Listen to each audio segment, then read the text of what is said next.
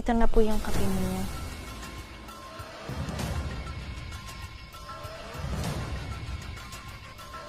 Anong silbi ng kape kapag hindi mainit, ha?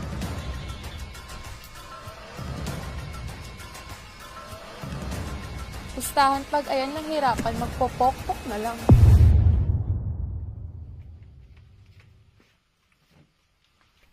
Girl, I miss you, babe.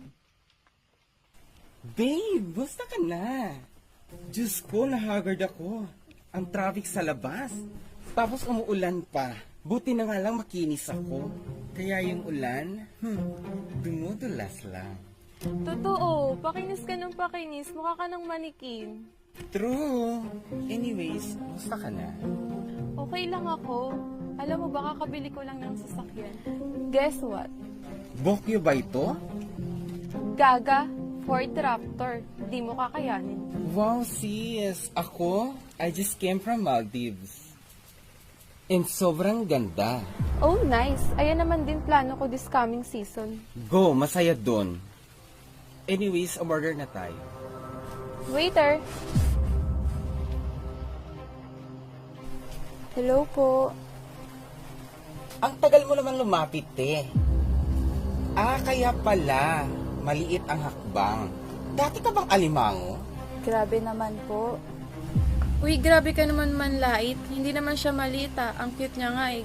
Ganyan yung mga sinasabit sa jeep. Dati ka bang takip?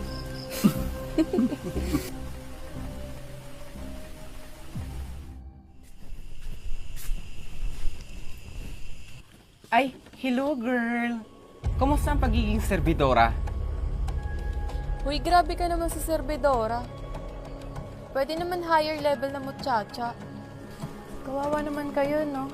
Mga hindi kasi kayo nakapag-aral, kaya ayan, waitress na lang. Pustahan pag ayan nahirapan, magpopok-pok na lang. Diyos ko, isa itsurang yan? Mas makakakuha pa ako ng afam kaysa dyan eh. Huwag niyo naman po sana akong ipahiya. Excuse me? Hindi namin kasalanan kung hindi ka nakapagtapos ng pag-aaral at naging waitress ka na lang. Kaya kung meron nagpahiya sa'yo, ikaw yun mismo. Kung ako sa'yo, kunin mo na lang yung order namin. Then it's done. Sige po, kunin ko po muna yung kape ninyo. Sino ba kasing imimit natin? Ay, oo, yung boss ko. Madami kasing negosyo yun, tsaka koneksyon.